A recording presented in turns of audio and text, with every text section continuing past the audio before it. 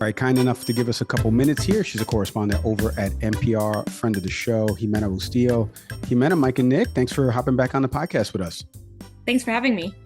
You know, Ximena, there's so much to get into with you. We were trying to have you on before the holiday break. Now we're after the holiday break. You've been covering so much stuff. You've been in Arizona, you're in Boise, you're in New York covering the Trump trial. So let's get into a couple of the things that you've been working on as part of your beat. But I want to start at a high level first because we've got a debate coming up. We got the Iowa caucus coming up on January 15th here. And you were at the fourth debate down in Alabama. I would love to get your thoughts on the candidates right now. We see that Ron DeSantis and Nikki Haley have qualified for this CNN debate that's going to be happening. Former president is doing a Fox News town hall in parallel. What were some of the things that you were kind of hearing from voters or in the spin room there after the fourth debate? What are you kind of expecting to play out here over these next 7 to 10 days as people maybe expect a consolidation on the Republican side of the aisle to be able to go after the former president? So we are seeing that consolidation. Chris Christie is not going to be on the debate stage this time in Iowa. And it is kind of important to note that there is a bit of a different vibe just because it is not a Republican National Committee sanctioned debate. And so those were not allowed for candidates for a really long time, but the RNC has since opened it up. And that's how we're seeing these debates happen in Iowa. And then also later on this month in New Hampshire ahead of that primary, which we all also have our eyes on. One thing that we saw in Alabama was the candidates particularly taking a lot of aim at former Ambassador Nikki Haley. That was something that came straight out of the gate. And what we've seen is less information necessarily in terms of where the candidates stand on issues. I think that that's been made pretty clear, especially after 3 debates. The information has not necessarily gotten new, but their attitudes towards each other and then also how they answer questions around former President Donald Trump and his absence at these debates has kind of a little bit evolved over time. And so I think that we'll kind of continue to see that over these next 2 debates that are not RNC sanctioned, but still going to be televised. They're still going to be on a national network, and they are still going to feature folks who are in good faith running for president. You mean to tell me that in these conversations with Republicans, there's no policy vision? That it's just attacking one another? I wouldn't have guessed that. That's for the those who like to. Yeah. Well, and we are seeing, yeah. Yeah. Yeah, I mean, we are seeing, an attempt at a policy discussion. We've seen that through, different questions, even aimed at climate policy or education policy. I believe it was the Florida debate. That one was really foreign policy heavy. But we're not really getting brand new information about where these candidates stand on the issues. With Haley now being essentially the target from everyone other than Trump. In the conversations and the reporting that you're doing, are you seeing any example of where voters, even if they're currently embedded Trump supporters, or at least they're committed to the former president, where there's any wiggle room for anyone moving toward Haley or any other candidate? I've always been curious because the numbers keep telling us, if we're all in Las Vegas today with $100, you'd put $100 on President Trump being the nominee for 2024. But with all that momentum, do you ever see any sense of Republican voters who may potentially be swayed to go to another candidate? There are Republican voters that are swayed into other candidates, and we've seen that in some of the margins, particularly some of the polls coming out of New Hampshire closing, particularly within Nikki Haley and Ron DeSantis. We have seen wiggle room and movement there, even if Donald Trump continues to be the front runner in these polls. I think one thing that's important to keep in mind is we just never know what's going to happen, and I think that the past several elections have shown us that we don't know at the end of the day what's going to be a voting issue in 3 weeks. We don't know at the end of the day what's going to be a voting issue in November. So many things can happen in the country and the world that can alter voters' perceptions. There are reasons to go out and vote, or there are reasons to completely stay home. And I think across the board, what we're hearing is a lot of disillusionment, a lot of lack of enthusiasm in generally the choices that are, at hand for both Democrats and Republicans. And, that can be a reason for people to stay home. And that can make or break in some of these swing states and some of these swing districts that are going to be really key to deciding who are the nominees and who's the ultimate president. Voter turnout is so big. We talk about it all the time, and there's always lower turnout in Republican primaries, as a strategist once told me on the Republican side of the aisle. Ximena, I wanted to ask you because Nick and you were kind of mentioning voter issues there. You recently did a story of something in Arizona with respect to abortion potentially being on the ballot box there. I want you to kind of take our audience inside not only that story, but we've seen in the first debate where Martha McCallum asked Nikki Haley about abortion and how that response got a lot of people kind of head nodding. And we saw a little bit of a surge from Nikki Haley. And since then, abortion, women's reproductive rights, we've seen it in a couple different state ballot initiatives. And now it's becoming a big issue. And the GOP has to answer for all of these losses, as my co-host likes to say, that they're taking in the midterms and in some of these other elections that happened in 2023. So tell us a little bit about that story and then how this kind of issue ties into not only Republican primary voters, but the national general electorate. Yeah, absolutely. Like you mentioned yourself, Democrats have seen really big wins with abortion being on the ballot, not only for the movement of the right to choose and reproductive health care, but also it's what I've been told as like a groundwater effect, right? So if you have folks coming out to turn out to vote in favor of protecting abortion access, they are probably more likely going to vote up the ballot to other candidates. And that's what we've seen in these other states where Democrats have been able to get a lot of success. Now, in Arizona specifically, it's a little interesting because we're going to see abortion likely on the ballot. There's an effort to codify in the state constitution the constitutional right to abortion in the state. Currently, right now, there's a 15-week ban. And this ballot measure would likely increase access to, about like 27 weeks, I believe. You might want to fact check that, but that's about where it would extend to. So it would increase it and then also put in the Constitution a right to abortion. This is really important because not only is it going to likely be on the ballot and likely, be a motivator for Democrat candidates running for House, for Senate, and of course, Joe Biden for the presidency, but it comes on the heels of what is likely to be a state Supreme Court decision. So currently right now on a completely separate track, the Arizona State Supreme Court is trying to decide if it's implementing the 15-week ban that's currently in effect, or if there's a complete and total ban that, has been on the books for a really long time, but not enforced, if that's the actual law. So Arizona's trying to decide, complete ban or 15-week ban. But regardless of that, there's this separate ballot initiative that if put on the ballot, if voted on by voters, will, overrule whatever is decided in the Supreme Court. So we're kind of looking at these two different tracks. And because there are these two different tracks, Arizona voters are going to hear a lot about abortion over the next several months. Like that is going to be front and center. That is something that Democratic candidates have told me is more salient in their races, the reason that they're even running as far as going to say. And so Arizona voters are going to hear a lot about this.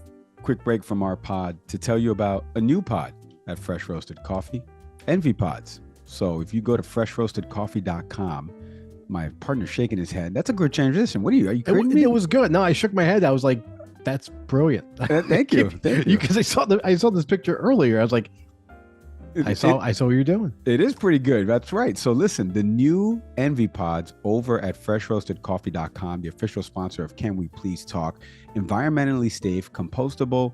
You can go check these out at freshroastedcoffee.com. When you open up the package, it smells delicious. I'm telling you, you can't smell it on here, but I promise you that when I opened this morning to make my cup of coffee, it was delicious. Head to freshroastedcoffee.com today. Use the promo code CANWEGET20 for 20% off your first order, or hit the link in our show details. Now, Arizona is a really interesting state because a third of registered voters in Arizona are independent. And even those who register as Democrat or Republican have been known to flip-flop. They've been known to vote split ticket. They've been known to vote for Republicans in one election, then Democrats in a different election. And as we know, Joe Biden was the most recent Democratic nominee for president to win that state since 1996. And so that was a pretty big flip. It is something that we are going to be looking at here to see if he can maintain that, if he can hold that. Some of the biggest demographics to come out and vote for him were Native American voters, as well as Hispanic voters, and some more rural voters in more rural areas of the state. This all ties back into abortion, because sometimes these are the demographics that don't have access to abortion or don't have access to reproductive health care. And that's something that Democrats are looking to target, looking to message, and looking to go for. The messaging on abortion from Republicans has not been helpful. So that's one thing I'm going to be looking out for, is how Republicans in Arizona are going to look to counter this measure. And I've gotten a little bit of that strategy so far, but that's one thing to definitely keep an eye out for. Ximena, shifting gears to the other likely candidate, again, go back to my Vegas analogy. The former president is going into now 2024, spending a good amount of time in courtrooms, specifically the civil trial that I know on this show we've not given a lot of space to, mostly because we're waiting to have you on to talk more about it. But can you take us through? Americans are seeing a multitude of legal issues against the former president, but this particular one, what is going on? What is its current status? And potentially, in your view, what may be the impact on voters?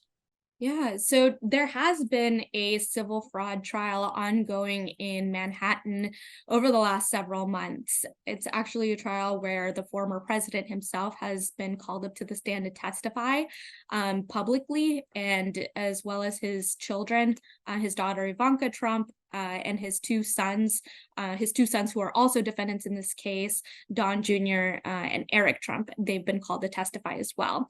This case is really fascinating because it brings into question, I think a lot of the reason I've heard voters say that they like Donald Trump, and that's because he's a businessman. He's a good businessman. He knows how to, make money. He knows how to run his business and his organization.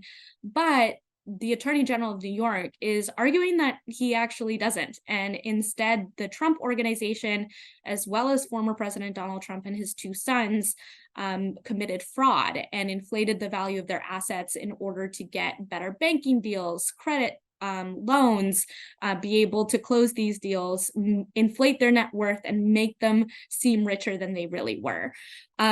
This trial has been going on for a couple months. We're actually expected to hear closing arguments on January 11th. So depending on when this pod is released, either coming up shortly or recently passed. And after that, it'll hopefully be a couple weeks before we get a verdict. One important thing to know is that the judge in this case has already decided that there was fraud. The financial statements in question were fraudulent, and that the former president and his two eldest sons are liable. The thing that is left to decide is what the consequence is. And the consequence is likely going to be a fine if he is, if the judge rules in favor of the attorney general. It is a fine that is upwards of $250 million. And he could be barred from doing any business in New York State, which is a pretty big deal. Like, we need to remember, New York is Donald Trump's home. It's where the Trump organization was created. It's where he really kind of got his claim to fame. And so if he's completely barred from doing business here, that is a hit into what the idea of the Trump organization is. So that's kind of the gist. That's where we're about now. So we're going to hear those closing arguments, and then hopefully by the end of the month, we'll have a decision. Nice. Ximena, I wanted to kind of go back a second, and it kind of speaks to the broader, we were talking about with voter issues, back to Arizona for a second. When you were there on the ground and you've been talking to voters, you went to Alabama for the fourth debate. I'm sure you ran into a voter or two here and there. What are you hearing when you guys ask questions in terms of issues? It's something that we've done for our show. We've done some focus groups before in a couple different states, and we have voters rank issues, which obviously pollsters will do all the time. Where are you hearing, because you went to Arizona, border state, Alabama's not necessarily one, but you went to Arizona, and when you asked these folks about immigration, abortion, did they give you like kind of a ranking of where these issues kind of play out? Or is, Mike, this question so dumb because it's always the economy. People are paying more for consumer goods. They care more about that, and they just want to hear about that. Like, where were the issues kind of ranking out as you've been on the trail or in a bunch of different cities and stops? Yeah, I mean, you're right. It is always the economy. And it's always those pocketbook issues. I think one thing that is interesting is how people will tie in some of these other things we see as issues and they make them pocketbook issues. For example, climate change, right? Or education. Education's getting more expensive, or they, are needing to pay their student loans now. And that's a hit to, their overall bottom line. Or, because of climate change, we are seeing, maybe utility prices go up, or we're seeing, an impact to education, kids not being able to go out and play in recess because there's too much smoke. So I think that we're seeing voters actually communicating how these different things affect their bottom line, even if they say, obviously, the economy, number one, job security, that kind of thing. But they are seeing how some of these other topics are affecting their bottom line. And I think that that is what folks are really trying to communicate. It's January 8th. We're just getting started with the year. If you follow Twitter or X, whatever they're calling it these days, we've seen a lot going on. And I mentioned before, obviously, the former president about to spend a fair amount of time in courtrooms. But just turning over to you for a second, your work right now at NPR, what's on the horizon for you all? Obviously, November is sort of the North Star for all of us in the news and commentary business. But for you, what stories are you currently percolating? Like, what's on the horizon for the work you're doing? Yeah, I think definitely what I kind of was just talking about, right? It's that vibe check on voters. We know that we know nothing, and we know that there's so much that could be in store for us over the next several months as the year kind of moves forward that can motivate voters or encourage them to stay home. And we don't really know what's ultimately going to affect that turnout game. In some spaces, I'm hearing some voters really recognizing their power, think back on 2020, say, yeah, we swung that election, we did it, we can do it again, we can keep it or we can change it. But I'm also hearing a lot of disillusionment among people of all ages, people of all political parties, all backgrounds, that want to see more options, want to see different options, are not even thinking about the election yet because they're so worried about the day-to-day. And so I think that is really, the ultimate storyline here is what is going to motivate voters, how are voters going to be motivated, and, what is ultimately going to decide if they come out and vote, whether they voted before, it's their first time, or they just stay home. Interesting to see. It all gets kicked off really shortly, too. We're going to find out all as the Iowa caucus is getting set on January 15th, New Hampshire immediately after that. She's a fantastic reporter and correspondent over at NPR. Go follow her on social media, IG, on Twitter. Ximena, I can't thank you enough for always coming on the program. Continued success to you. Please stay safe. Yeah, of course. Thank you both as well. Hey, thanks for watching the Can We Please Talk podcast. Whatever clip you just watched, we hope you enjoyed it. And we hope you stick around for some more. Subscribe to the channel. My partner's over here smashing the button. Come on, do him a favor. So hit subscribe.